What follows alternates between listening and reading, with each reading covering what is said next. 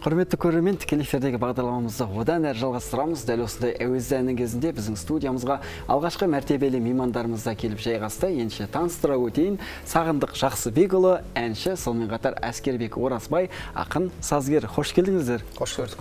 Көңіл күйлеріңіз қалай? Тамаша әрі. Керемет. Біз сіздерден жақсы, жағымды жаңалықтар естіп жатырмыз. Әлеуметтік желіден тамашалап жатырмыз өздеріңізді.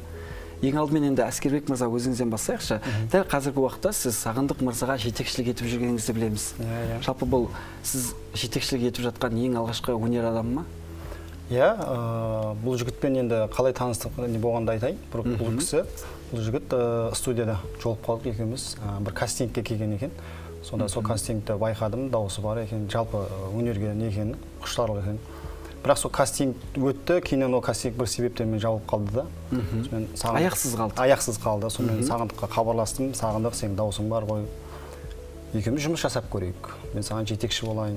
Жоқ, бұл кісі бірден қуанды. Сонымен жұмыс бастап кетті ғой жалпы негізі. Менің ең алғашқы жетекшілік жасап жатқан осы проектім осы. Керемет. Сағындық, құттықтаймыз сізді.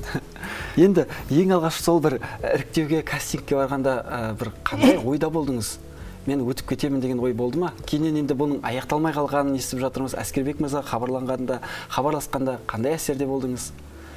Иә, қуандым. Звондаған кезде, хабарласқанда.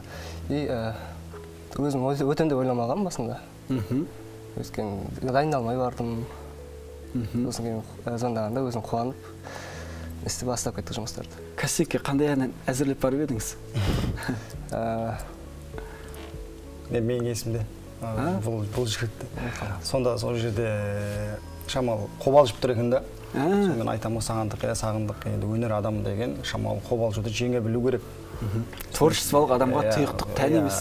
Шамалы ашылып деп. Бұл жігіттің енді өзі алғашқы сұхбаттары не болған екен, мен айтып жатырмын, мен барынша үйретіп жатырмын. Әрине. Енді алда әлі біраз тірліктер бар, біз енді үйренетін шығар, жемен ашыламай отыр. Бірінші сұхбаты болған деген, сондай болып. Керемет. Енді Әскербек мырза, жаңа қандай ән орындағанын айтамын деп. Ол әнді енді қазіргі ол жерде кастингтің талабы бойынша тек дауысын көру керек екен да. Авторлық емес, кез келген әнді айтуға болады деді. Менің есімде бір көз мойыншағым деп қазір хит болып жүр ғой. Соны айтып жатыр екен. Сол кезде мен бірден дауысын білдім, қай неге дейін баратынын.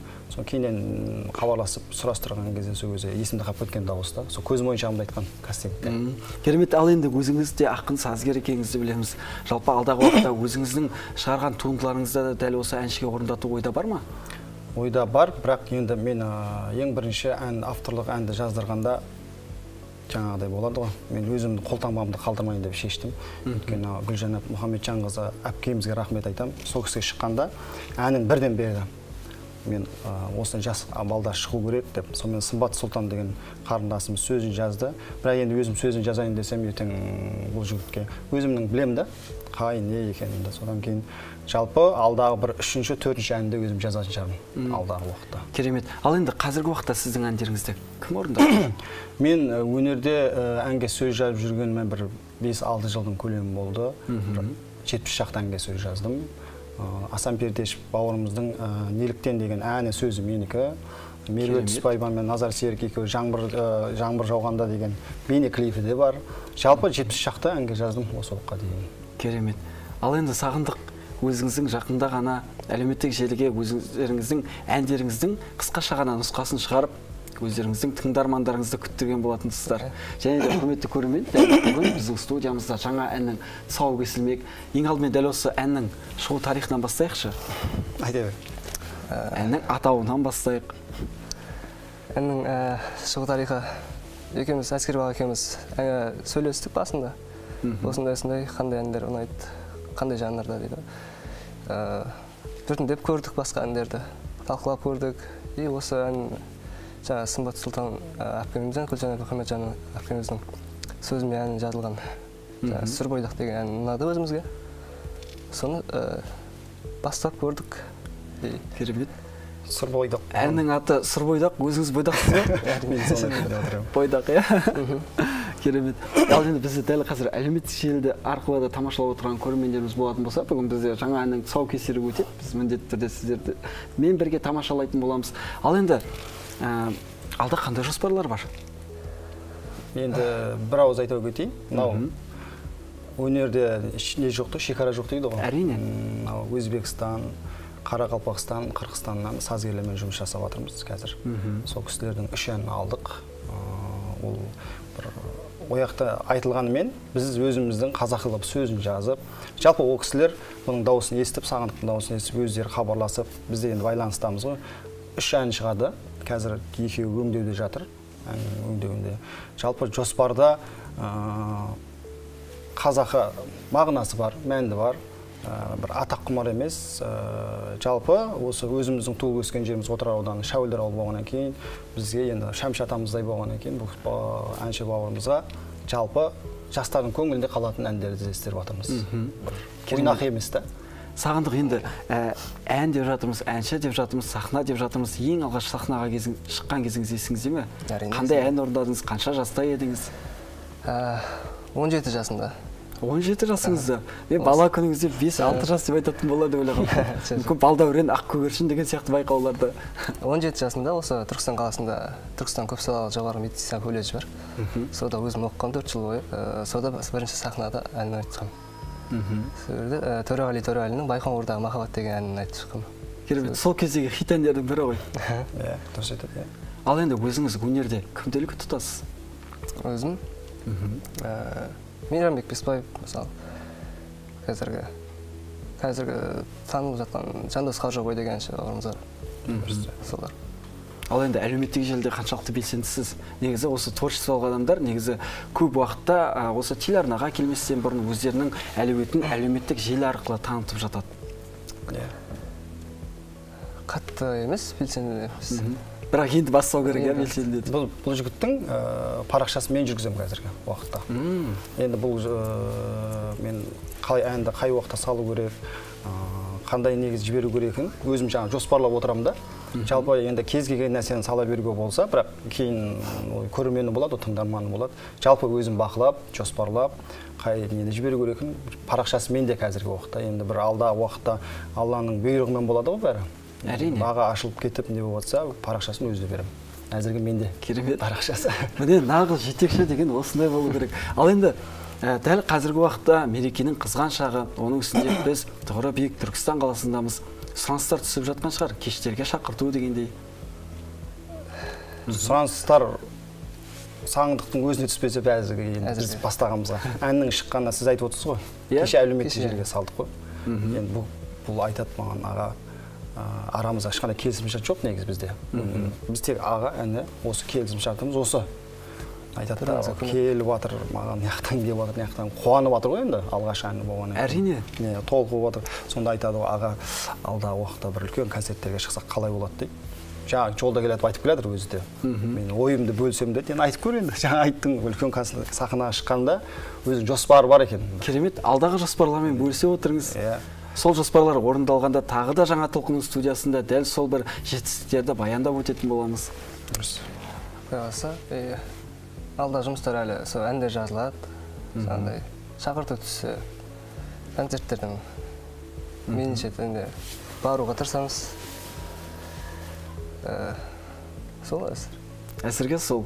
Десе де енді дәл осы әзірге деп аталған жоспардың өзінде ұзақ уақытта талап ететіні анық, артында қажырлы еңбектің де бары анық. Енді сыр бойдақ деп жатырмыз. Бәлкім әнді тыңдау керек шығар. Өзіңізге қолқа салсақ, студиямыздың екінші бөлігіне барып, сахна дәл қазір сіздікі. Құрметті көрермен, дәл қазір бізде жаңа әннің тұсаукесері мен әлеуметтік желідегі көрермендерімізге де көрсете отырайын.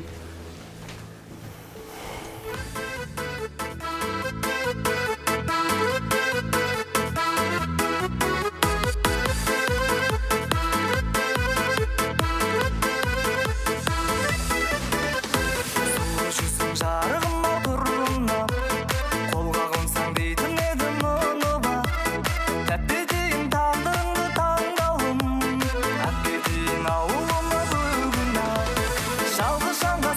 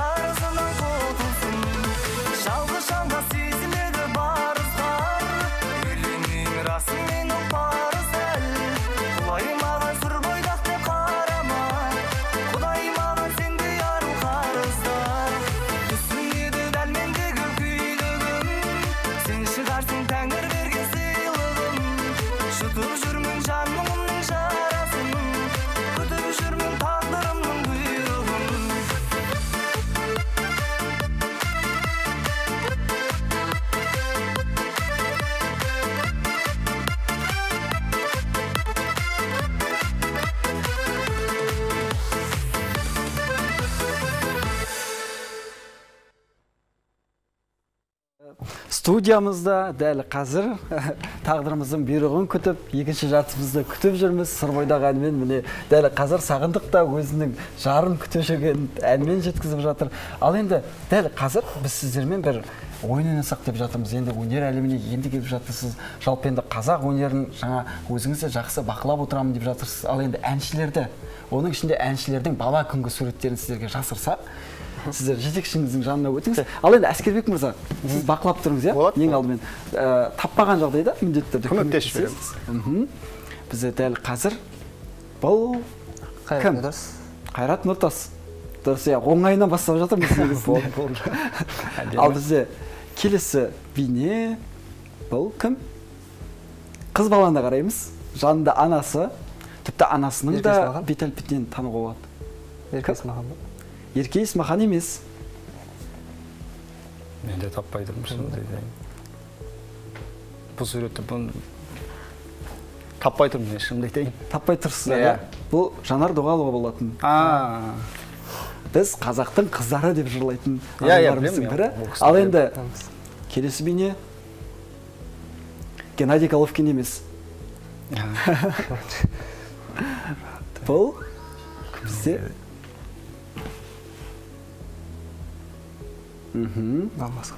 дәл қазіргі уақытта әлем жұртшылығының сүйікті әншісіне айналған Димаш Құдайберген бізде. Дұрыс, жауап дұрыс.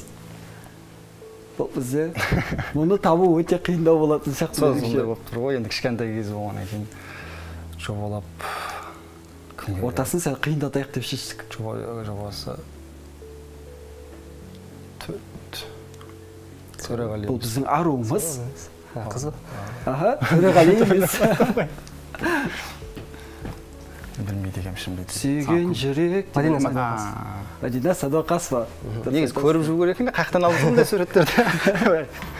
Біз тауып аламыз. Айқын. Бұл айқын. Бақ деп айтатын. Дұрыс. Міне, дәл қазір бізде тағы бір бейне бар.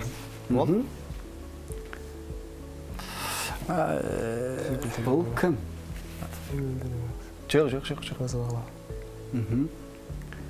Ойларыңызды, пікірлеріңізді айтып тұрыңыздар. Кім естеріңізге түсіп жатыр? Айта беріңіздер. Дұрысын таңдап аламыз ішінен. Атымыздан мұ. Қазақ қызы. Тілім не есімде тұр бірақ. Негізі бұл бейне Қайрат Нұртастан кейін, Айқын Төлепбергеннен кейін ең оңайы болады деп іріктеп алған болатынбыз. Мен онда айып болмасын, онда мен білмейді екем. Продюсер. Продюсер дейсіз бе? Кімдікі? Жеңілдете берейік та? Жеңілдете берсек. Қазір мен бір ғана сөзді айтсам, бұл кісінің аты жөнді белгілі болайын деп тұр. Мен онда айтпайды екем. Сен айтшы, Сағындық. Мен білмейді екем. Сағындық продюсерлермен жақсы танысу керек. Оның ішінде олардың өткені мен жетістігі. Дұрыс айтасыз, оны дұрыс айтасыз. Ойыңыз дұрыс. Ал білмейді. Бұл кісі продюсер. Қазіргі уақытта ондаған жылдардан бері осы кісінің ашқан Жанна Абу емес па? Жоқ, осы кісінің Баян Есентаева. Дұрыс айтасыз, Баян Мақсатқызы. Бір ғана сөзбен деп айтқан себебім бұл әрине біздің қазақ қыздары кешеу болатын. Жанымызға келіңіздер. Жанна Абуова деген. Ұқсайды, бірақ бір қарағанда ұқсап тұр. Негізінде рахмет сіздерге, дәл осылай біздің студиямызға келіп жаңа әннің тұсауын кесіп жатырмыз. Тек қана алдағы уақытта өнерде өрге жүзе беріңіздер. Сіздерге әрқашанда шығармашылық, творчестволық табыстар тілейміз. Алар асуларыңыз, жетер жетістіктеріңіз көп болсын дегіміз келеді.